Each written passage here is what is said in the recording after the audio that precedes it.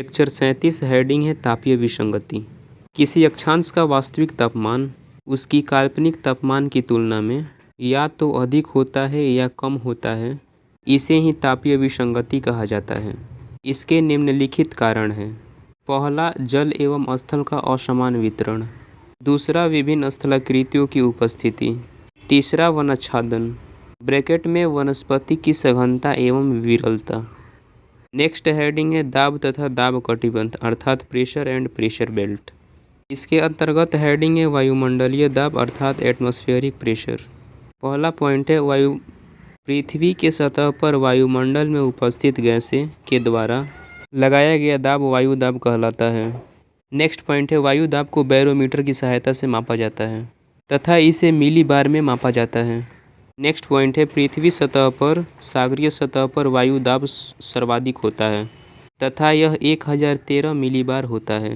Next heading है वायु दाब को प्रभावित करने वाले कारक। पहला है तापमान डैश। तापमान वायु दाब को दो रूपों में प्रभावित करता है। पहला, बंद तंत्र अर्थात क्लोज सिस्टम डैश। बंद तंत्र में दाब तथा तापमान के बीच सीधा संबंध होता है।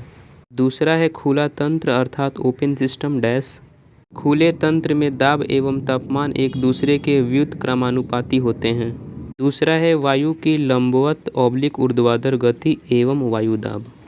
वायु का गुरुत्व के अधीन होने वाली गति लंबवत या ऊर्ध्वाधर गति कहलाती है।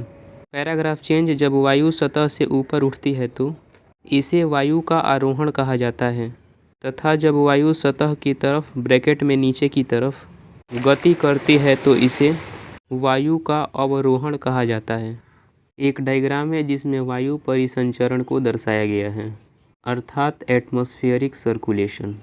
Diagram complete. नेक्स्ट है हेडिंग है वायु तथा पवन एयर एंड विंड। पहला पॉइंट है गैसों का मिश्रण वायु कहलाता है। चूँकि गैसों के कण स्वतंत्र होते हैं अतः इनके प्रवाह की कोई निश्चित दिशा नहीं होती है।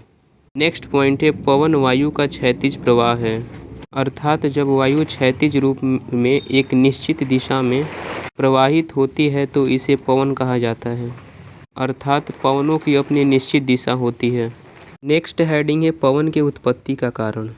पहला पॉइंट है पवनों की उत्पत्ति का प्रमुख कारण दाब प्रवणता है।